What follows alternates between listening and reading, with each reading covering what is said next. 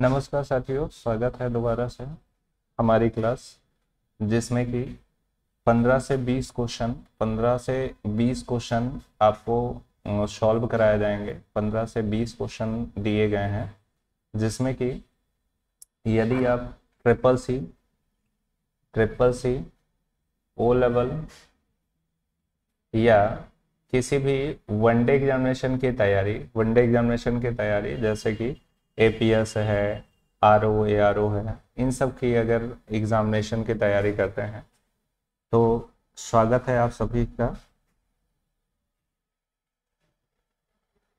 देखते हैं पहला क्वेश्चन है हमारे लिए, यहाँ पर है निम्नलिखित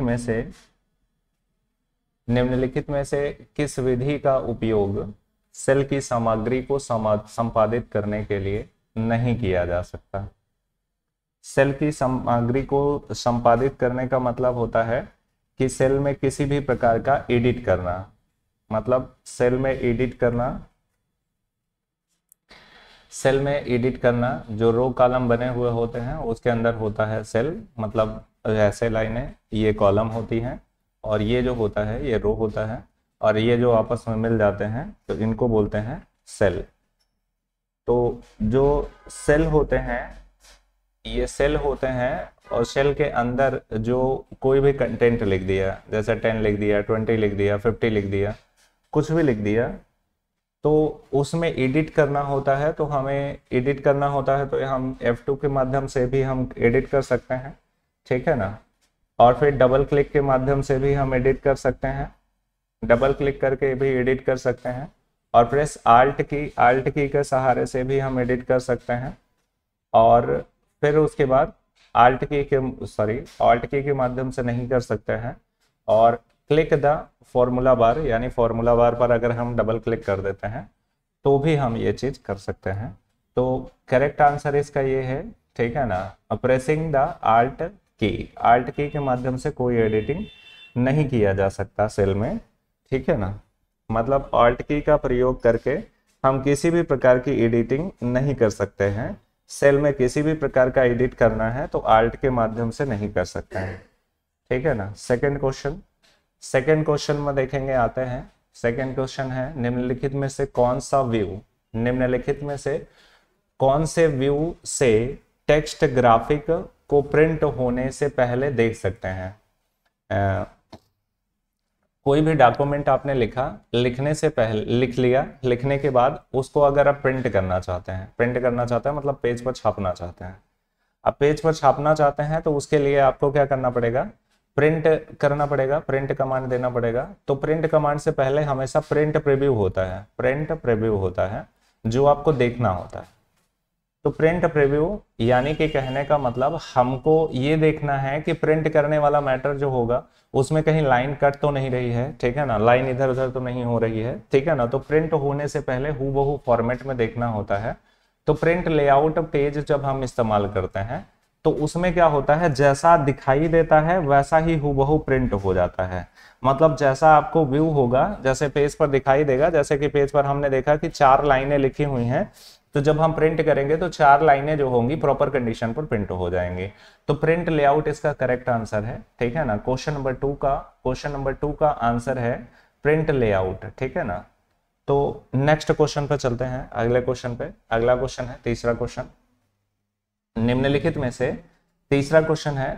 में से किस शॉर्टकट की का उपयोग लिब्रे ऑफिस कैल्क में सेल के आकार को बढ़ाने के लिए किया जाता है। मतलब सेल के आकार को कैसे बढ़ाएंगे, तो सेल के आकार को बढ़ाने के लिए कौन सी की का इस्तेमाल करते हैं। तो कौन सी की का इस्तेमाल करते हैं इसमें, तो इसमें देखेंगे 3 नंबर का क्वेश्चन है जिसमें कि आल्ट के साथ राइट एरो का इस्तेमाल करते हैं। तो सेल वही चीज आएगा, सेल किसे कहते हैं। तो यहाँ पर देखेंगे कॉलम हो गया, यहाँ पर रो हो गया, इन दोनों को मिलाएंगे तो सेल बन जाएगा। यानी कि यहाँ पर जो बॉक्स बनते हैं वो सेल कहलाते हैं। और सेल में किसी भी सेल में शॉर्टकट की के माध्यम से कैल्क में आकार बढ़ाने के लिए इसका साइज बढ़ाना हो तो हम क्या करते हैं, आल्ट प्लस राइट एरो का इस्तेमाल करते हैं। तो करेक्ट आंसर ये है तीसरा का ए नंबर सही है, ठीक है ना। अगला क्वेश्चन है अगला क्वेश्चन है 4 नंबर का, निम्नलिखित में से कौन सा कार्यक्रम स्वच्छ भारत मिशन के रूप में फिर से शुरू होने जा रहा है। ठीक है ना, ये इंफॉर्मेटिव क्वेश्चन है, हमारे ट्रिपल सी के सिलेबस में भी नहीं आता, ना तो ओ लेवल के सिलेबस में आता है। ये करंट से रिलेटेड एक क्वेश्चन होता है, जो क्वेश्चन इंफॉर्मेटिव के रूप में आता है। जैसे ट्रिपल सी है तो ट्रिपल सी में 80 नंबर का क्वेश्चन जो होता है वो आपके मान लीजिए कि आपके सिलेबस से आता है, लेकिन 20 नंबर के क्वेश्चन 20 क्वेश्चन जो ऐसे होंगे जो क्वेश्चन सिलेबस से नहीं होंगे, मतलब सिलेबस में रहेंगे ही नहीं, सिलेबस में कहीं कहीं पढ़ाया ही नहीं जाता है, तो वो चीज इंफॉर्मेटिव होंगी, वो चीज आपको प्रेजेंट ऑफ माइंड आपका काम करता है, या आप करंट से जुड़े हुए हो तब तो आप उसे सॉल्व कर लोगे, अन्यथा वो क्वेश्चन गलत ही होते हैं ज्यादातर।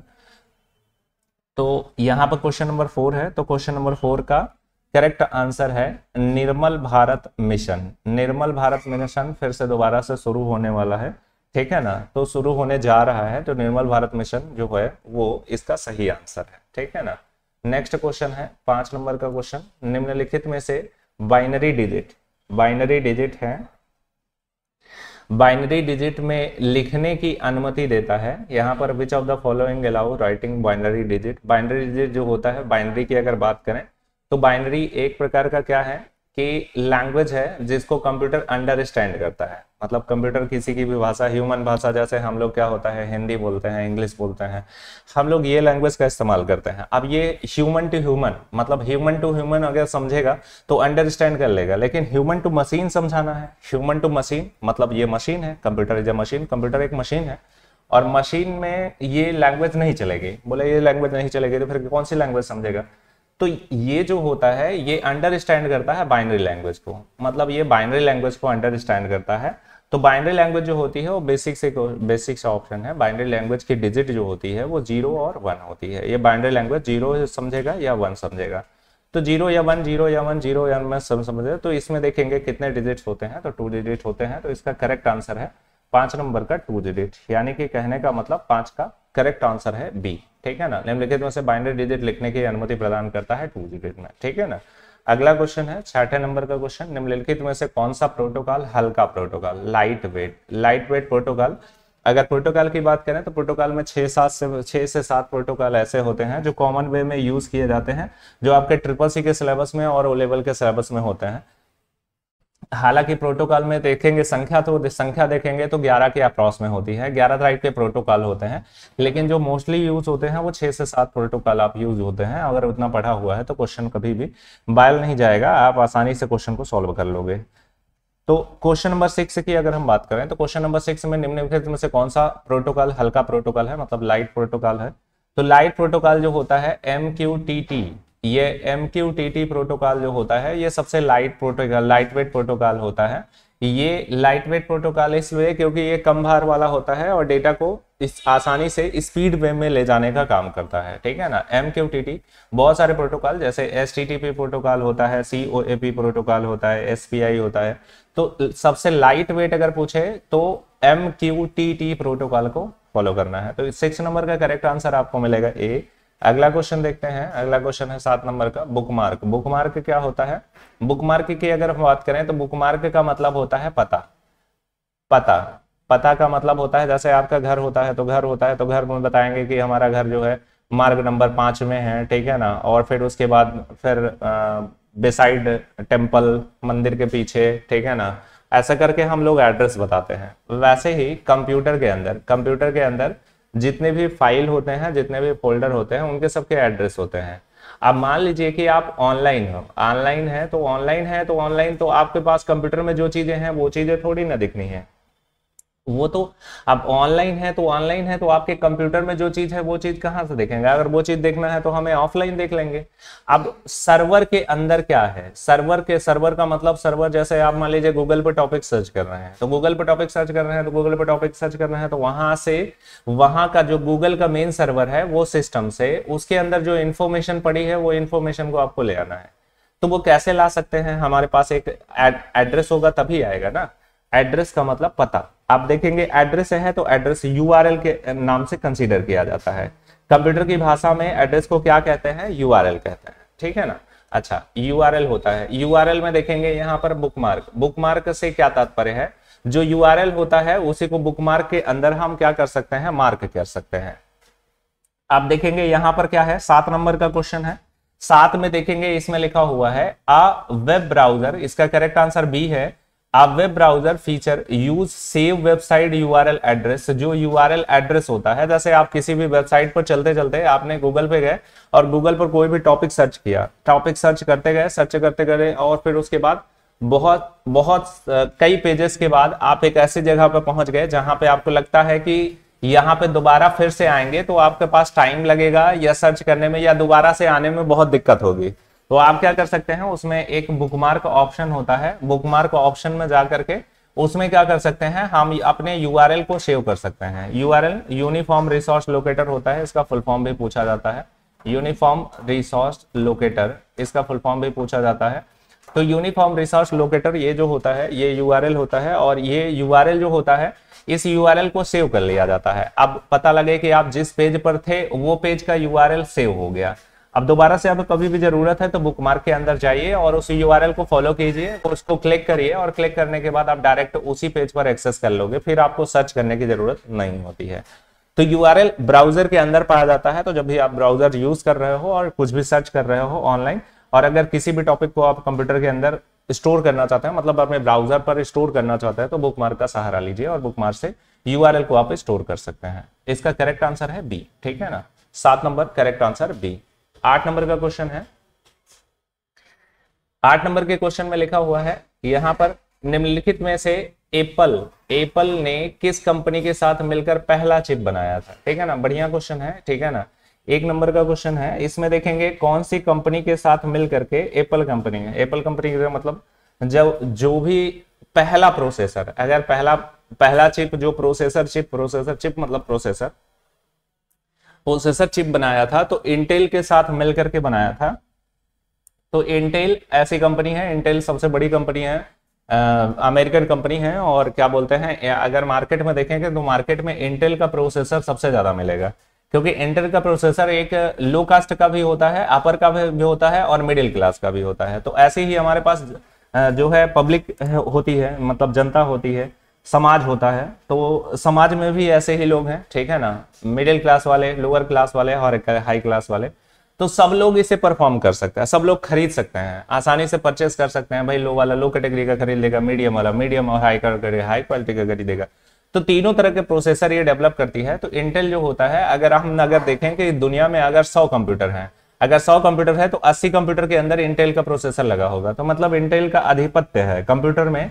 अगर प्रोसेसर चिप की बात करें तो मैक्सिमम जो प्रोसेसर चिप है वो इंटेल की ही पाई जाएगी। उसके बाद देखेंगे AMD भी होता है, AMD प्रोसेसर होता है, ठीक है ना, AMD प्रोसेसर होता है। उसके अलावा हमारे पास बहुत सारी कंपनियां, AMD, राइजन का भी बात करें, राइजन का प्रोसेसर होता है। राइजन का प्रोसेसर गेमिंग के लिए यूज किया जाता है, गेमिंग के लिए बहुत तगड़ा प्रोसेसर होता है, ठीक है ना।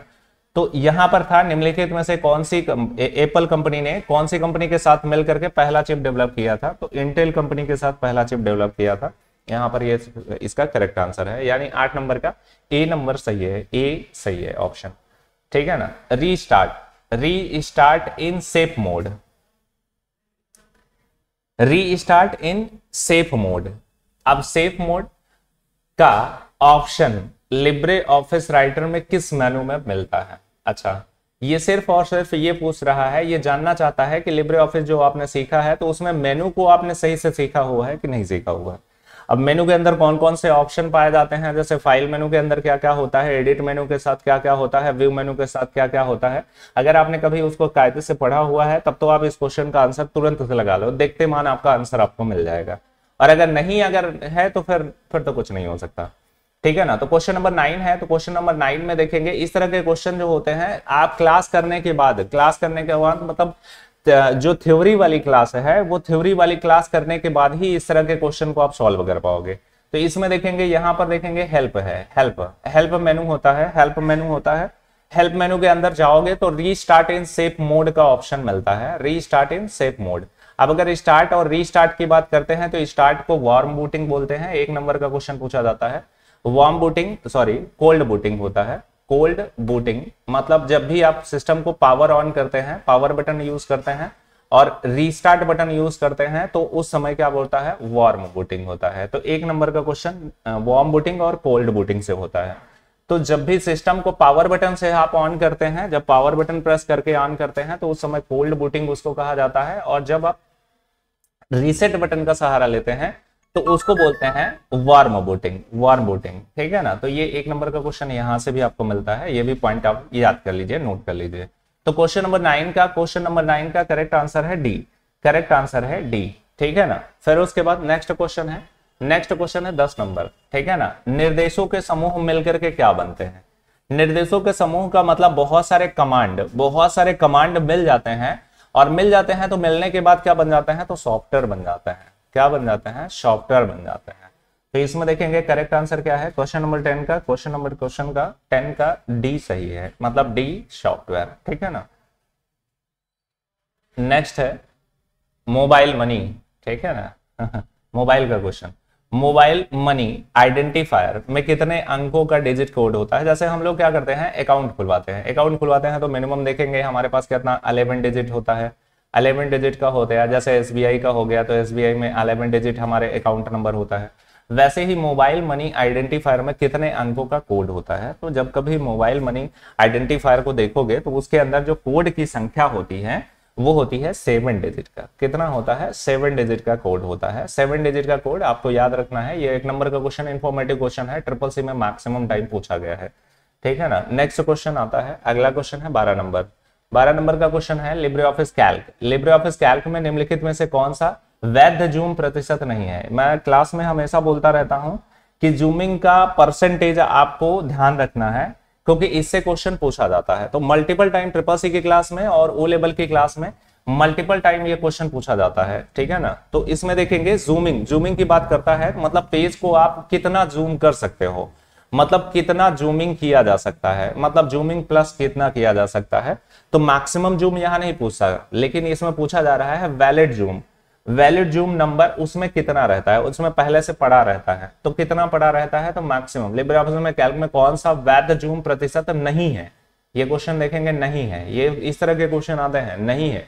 अब आप पढ़ जाते हो तो इसमें बच्चे पढ़ जाते हैं कि है, तो नहीं है और है, यही में क्वेश्चन में गलत हो जाता है। तो इसको देखेंगे, इसमें 12 नंबर का क्वेश्चन जो है वो बी 500 आपका नहीं मिलेगा।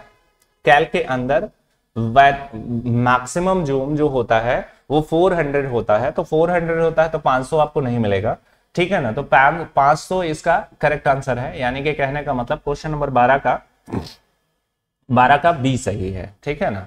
अगला नेक्स्ट है, निम्नलिखित में से कौन सा सेवा उमंग ऐप पर उपलब्ध नहीं है? अच्छा, उमंग एप्लीकेशन एक एप्लीकेशन, ऐसा एप्लीकेशन है जो ई गवर्नेंस के अंतर्गत आता है।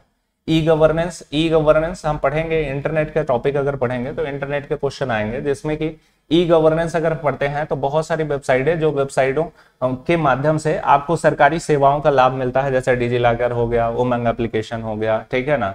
ऐसे ही आपका ग्रामीण का वेबसाइट ई डिस्ट्रिक्ट हो गया, ऐसे ही बहुत सारी वेबसाइटें हैं जिसके माध्यम से आप क्या कर सकते हैं, सरकारी सेवाओं का लाभ उठा सकते हैं और घर बैठे एप्लीकेशन अप्लाई करना, ठीक है ना। और सारी चीजें, जैसे आजकल देखेंगे एफआईआर होता है, ऑनलाइन होता है, तो ऑनलाइन एफआईआर, ये सारी वेबसाइटें जो होती हैं ई गवर्नेंस के अंतर्गत आती हैं। तो ई गवर्नेंस के अंतर्गत आती हैं, तो इसमें देखेंगे उमंग एप्लीकेशन भी ई गवर्नेंस के अंतर्गत आता है, ठीक है ना। तो यहाँ पर दूसरा क्वेश्चन है जिसमें कि पूछा गया है, निम्नलिखित में से कौन सी सेवा उमंग ऐप पर उपलब्ध नहीं है? तो 13 नंबर का क्वेश्चन है और इसमें पूछा गया है कि इस एप्लीकेशन के अंदर जाओगे तो कौन सी सेवा उपलब्ध नहीं है। अब अगर इस एप्लीकेशन में कभी गए होंगे तभी ना पता चलेगा, या क्वेश्चन 1 बार 2 बार तो 3 बार आपके सामने आया होगा तो निश्चित तौर पर आप टिक कर जाओगे सही। तो इसका करेक्ट आंसर है सी, ठीक है ना। ई ट्यूशन की सुविधा नहीं है, मतलब उसमें ई ट्यूशन की सुविधा नहीं है, मतलब ई ट्यूशन की सुविधा नहीं है, बाकी सारी चीजें, ई पाठशाला है, इमिग्रेटेड एम्प्लॉय सर्विसेज है, और ईपीएफओ की, इनके ईपीएफओ जो पीएफ वाला होता है तो उसके लिए भी सुविधा इसमें है, यहीं से आप क्या कर सकते हैं, फॉलो कर सकते हैं। तो ई ट्यूशन की सुविधा नहीं है, तो 13 नंबर का करेक्ट आंसर सी है, ठीक है ना। अगला क्वेश्चन चलते हैं। अगला क्वेश्चन लिब्रे ऑफिस में, यहाँ पर लिब्रे ऑफिस के लिए शॉर्ट की पूछी गई है। लिब्रे ऑफिस में एक बार जब आप ये शॉर्ट की का इस्तेमाल करते हैं, ये जूम शॉर्ट की होती है, सॉरी कैरेक्टर के साइज को इंक्रीज करने का, इंक्रीज मतलब बड़ा करने का, ये इंक्रीज करने का होता है और ये डिक्रीज करने का होता है। मतलब ये बढ़ाने के लिए होता है और ये घटाने के लिए होता है। तो बढ़ाने घटाने के लिए दोनों के लिए होता है। तो जब भी एक बार हम प्रेस करते हैं, इसको प्रेस करते हैं, जब एक बार हम इसे यूज करते हैं और कंट्रोल के साथ एक बार हम इसे प्रेस करते हैं, तो कितना पॉइंट मार्जिन इसका बढ़ता है, मतलब कितना पॉइंट ये डेवलप करता है। तो क्वेश्चन नंबर 14 का करेक्ट आंसर है डी, ठीक है ना, 2 पॉइंट बढ़ता है। जैसे यहां पर देखेंगे फॉन्ट का अगर साइज की बात करें तो फॉन्ट साइज मान लीजिए 1 है। अब उसके बाद आप नंबर दिया है 1 2 3 4 5, तो आपने 1 पर क्लिक किया तो 1 साइज हो गया, 2 पे क्लिक करेंगे तो 2 हो जाएगा, 3 पे क्लिक करेंगे तो 3 हो जाएगा, है ना।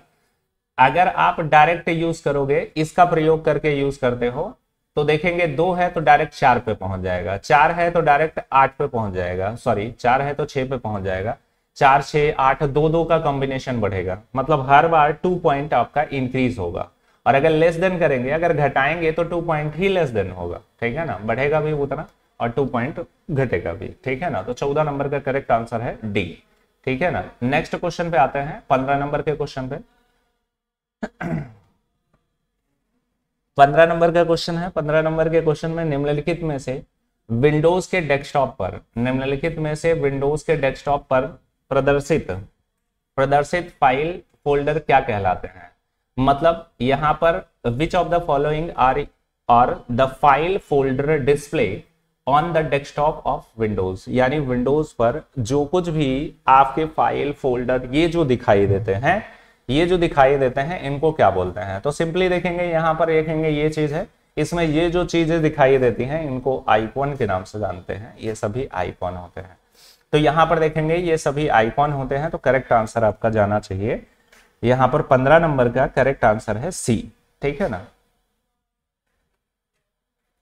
आइकॉन। अब आइकॉन में देखेंगे, आइकॉन से रिलेटेड एक नंबर का क्वेश्चन और पूछा जाता है कि आइकॉन कितने प्रकार के होते हैं। तो आइकॉन 2 प्रकार के होते हैं। आइकॉन 2 प्रकार के होते हैं, एक सिस्टम आइकॉन होता है, सिस्टम आइकॉन होता है, और फिर उसके बाद एक एप्लीकेशन आइकॉन होता है, एप्लीकेशन आइकॉन। अगर सिस्टम आइकॉन की बात करें तो एक वर्ड में इसका आंसर है कि जो सिस्टम में ऑपरेटिंग सिस्टम के साथ स्वयं इंस्टॉल हो जाते हैं, मतलब स्वतः इंस्टॉल होते हैं, बिन बुलाए मेहमान बिन बुलाए मेहमान होते हैं, तो वो जो होते हैं वो सिस्टम होते हैं, सिस्टम आइकॉन। और एप्लीकेशन आइकॉन वो होते हैं जिन्हें यूजर अपनी इच्छा की पूर्ति के लिए इंस्टॉल करता है। मतलब आपने क्या किया, आपने व्हाट्सएप इंस्टॉल कर लिया, वो आपकी इच्छा की पूर्ति के लिए है, ठीक है ना। तो पहले से जो प्री इंस्टॉलेड आइकॉन होते हैं वो से सिस्टम आइकॉन बोलते हैं, और जो यूजर अपनी स्वेच्छा से इंस्टॉल करता जाता है उन्हें एप्लीकेशन आइकॉन बोलते हैं। एक नंबर का क्वेश्चन यहां से भी पूछा जाता है, ठीक है ना। अगला क्वेश्चन है 15 नंबर का 16 नंबर का क्वेश्चन है। अच्छा, 15 नंबर में देखेंगे करेक्ट आंसर सी है, ठीक है ना। और फिर उसके बाद 16 नंबर में है, निम्नलिखित में से कौन सा फॉन्ट साइज विकल्प लिब्रे ऑफिस राइटर में फॉन्ट के साइज का ड्रॉप डाउन मेनू में उपलब्ध नहीं होता। कई बार बच्चों को बताया जाता है कि ये वाला चार्ट आप ध्यान दीजिएगा। तो चार्ट में देखेंगे लिब्रे ऑफिस हमने ओपन कर लिया, लिब्रे ऑफिस को ओपन करेंगे तो राइटर को ओपन करते हैं। अब राइटर को ओपन करते हैं, राइटर में देखेंगे फॉन्ट साइज, ये चार्ट, इस चार्ट की बात कर रहा है, इस चार्ट में कौन सा, ये ड्रॉप डाउन मेनू है, इसके अंदर कौन सा साइज पाया जाता है, कौन सा साइज नहीं पाया जाता है, ये कई बार बताया जाता है। तो बच्चे यहां से अगर ध्यान देंगे तो ऑटोमेटिकली कर पाएंगे इस क्वेश्चन को, ठीक है ना। तो यहां पर देखेंगे 16 नंबर का जो आंसर है वो ये है कि कौन सा साइज नहीं पाया जाता है, ये आपको बताना है। तो करेक्ट आंसर इसका 19 है, ठीक है ना, 19 नहीं पाया जाता है। आप उसमें देखेंगे तो आपको यहाँ पर 10.5 मिलेगा और 13 और यहाँ पर 20 मतलब 24 ये ऑप्शन पाया जाएगा, 29 नहीं, 19 नहीं पाया जाएगा। इसका करेक्ट आंसर ये, ठीक है ना। नेक्स्ट क्वेश्चन है 17 नंबर का। 17 नंबर में देखेंगे, अच्छा इसमें एक क्वेश्चन और पूछा जाता है, इसमें कितना मिनिमम और कितना मैक्सिमम होता है। तो यहाँ पर 6 मिनिमम होता है और 96 जो होता है 696 मैक्सिमम होता है। मतलब minimum zoom size, minimum character का फॉन्ट साइज और मैक्सिमम फॉन्ट साइज, दोनों ये याद रखना है। एक नंबर का क्वेश्चन पूछा जाता है, अगर ये क्वेश्चन नहीं पूछा गया तो इसी प्रकार का क्वेश्चन पूछा जाएगा। नेक्स्ट है 17 नंबर का क्वेश्चन और ये लास्ट क्वेश्चन है आज के लिए। एक बार फिर से बताना चाहेंगे कि जो बच्चे ट्रिपल सी का एग्जाम देना चाहते हैं वो, ठीक है ना, ट्रिपल सी, ओ लेवल, ठीक है ना, या किसी भी वनडे एग्जामिनेशन की तैयारी करते हैं जिसमें कंप्यूटर के क्वेश्चन पूछे जाते हैं, तो वो इन क्लास से प्रभावित होंगे। ये क्लास उनको हेल्पफुल होगी, डेफिनेटली ये क्लास उनके लिए बेनिफिशियल होगी। तो सभी जो भी बच्चे हैं वो डेली इसमें क्लास आपको मिलेगा, डेली क्लास मिलेगा, जिसमें हम डिस्कस करेंगे 15 से 20 क्वेश्चन। ऐसा नहीं है कि क्वेश्चन पे टिक लगाते चले गए, आप टिक लगाते गए, रट्टा मारते गए, नहीं, एनालिसिस भी करेंगे। एनालिसिस करेंगे कि भैया समझाएंगे, आपको बताएंगे कि यहाँ से क्वेश्चन बनते हैं, नहीं बनते हैं, यहाँ से क्वेश्चन कितने होते हैं, कितने टाइप से क्वेश्चन बनते हैं। कोशिश ये की जाती है कि हर ऑप्शन के बारे में आपको बताया जाए कि ऑप्शंस का मतलब एक क्वेश्चन है तो उसमें 2 से 3 क्वेश्चन, जैसे अब पिछला क्वेश्चन है तो उसमें देखेंगे हमने साइज के बारे में बताया कि साइज ये होता है, तो इसमें हमने 2 से 3 क्वेश्चन आपको कवर करा दिया। ऐसे ही हमने आइकॉन के बारे में कवर करा दिया। तो इस तरीके से क्वेश्चन को यहां से पकड़ना है, ठीक है ना। और निश्चित तौर पर आपके ट्रिपल सी और ओ लेवल और किसी भी, जैसे कि आने वाले एग्जाम में आरओ का एग्जाम है तो उसमें क्वेश्चन पूछा जाएगा। एपीएस का उठा लीजिए तो एपीएस की वैकेंसी है, उसमें देखेंगे जब भी उसका एग्जाम हो, अभी तो फिलहाल डिले है, जब भी उसका एग्जाम होगा तो उसमें देखेंगे जो क्वेश्चन पूछे जाएंगे वो भी यहीं से पूछे जाएंगे। मतलब 25 क्वेश्चन होंगे तो भैया उसको भी फॉलो करना है, तो यहां से आपको पकड़ के चलना है। मतलब कहने का मतलब ये है कि ये सिर्फ और सिर्फ ट्रिपल सी वाले बच्चों के लिए नहीं है, सभी लोग इसका यूज कर सकते हैं जिस भी परीक्षा की तैयारी करते हैं। यदि वहां पे कंप्यूटर से क्वेश्चन आते हैं तो आपका स्वागत है, आप इस क्लास को ज्वाइन कर सकते हैं, ठीक है ना। क्वेश्चन नंबर 17 पर आते हैं। 17 में निम्नलिखित में से ये इंफॉर्मेटिव क्वेश्चन है। इंफॉर्मेटिव क्वेश्चन मैंने फिर से बता रहे हैं कि ट्रिपल सी में देखेंगे 80 नंबर के क्वेश्चन तो आपके सिलेबस से पूछे जाएंगे। 20 क्वेश्चन ऐसे होंगे कि जो आपको पल्ले नहीं पड़ेंगे, आपको लगेगा कि ये कभी सिलेबस में हमने देखा तक नहीं है, वो इंफॉर्मेटिव क्वेश्चन होता है। यहाँ पर देखेंगे निम्नलिखित में से कौन सा क्रेडिट कार्ड के संस्थापक हैं, तो भैया credit card, debit card, credit card और डेबिट कार्ड बैंक के लिए होता है, तो भैया लोन के लिए जो है debit card, credit card, loan के लिए क्रेडिट कार्ड का इस्तेमाल किया जाता है। उसमें देखेंगे क्रेडिट कार्ड के संस्थापक को पूछा गया है, जिसमें करेक्ट आंसर है जॉन डिकिंस, ठीक है ना। ये जो हैं ये इन्होंने क्रेडिट कार्ड को डेवलप किया था। यानी अगर क्रेडिट कार्ड की बात करेंगे तो क्रेडिट कार्ड के संस्थापक यही हैं भैया, जॉन डिकिंस। याद रखना है, ये इंफॉर्मेटिव क्वेश्चन है। इस तरीके से चार्ल्स बेबेज अगर देखेंगे तो फादर ऑफ कंप्यूटर बताए जाएंगे, ठीक है ना। फिर केविन सिंटॉम होते हैं, ये इसके बारे में भी देख लीजिएगा। और विंडसर्फ है, विंडसर्फ जो है वो सर्फ मतलब ब्राउजर, मतलब ब्राउजिंग के, इंटरनेट, www, ठीक है ना। आज के लिए इतना ही रहेगा इस क्लास में, ठीक है ना। नेक्स्ट डे की क्लास में फिर से आपको 15 से 20 क्वेश्चन देखने के लिए मिलेंगे। क्वेश्चन याद करते रहिए, समझते रहिए, एक बार 2 बार वीडियो लेक्चर को रिवाइज करके देख लीजिए, जिससे कि आपको ये सारे क्वेश्चन याद हो जाए। और कॉपी में वो चीजें लिख लीजिए जो चीजें आपको लगे कि हाँ ये इन्फॉर्मेटिव है, तो आप लिखते चलिए, ठीक है ना। थैंक यू, धन्यवाद।